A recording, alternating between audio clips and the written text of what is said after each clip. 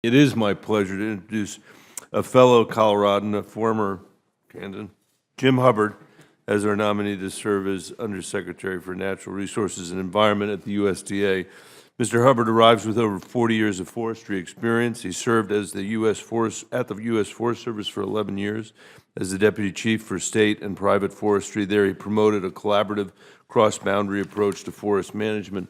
Before that, Mr. Hubbard served as Director of the Office of Wildfire Coordination at the Department of Interior, where he oversaw the implementation of the National Fire Plan and coordinated across the 5 land management bureaus. Prior to his federal service, Mr. Hubbard worked for the Colorado State Forest Service for over 34 years, including 20 years as our state forester from 1984 to 2004. His tenure included the largest wildfire in Colorado history, the Hayman Fire. Mr. Hubbard is also no stranger to this committee, Mr. Chairman. In 2013, he testified for our Forestry and Conservation Subcommittee about the growing risk of wildfire and the need to end fire borrowing. Now that we finally ended fire borrowing in the 2018 omnibus, I'm delighted to welcome Mr. Hubbard back, and I look forward to working with him as new resources become available to safeguard the health of our watersheds. These investments are critical to Colorado.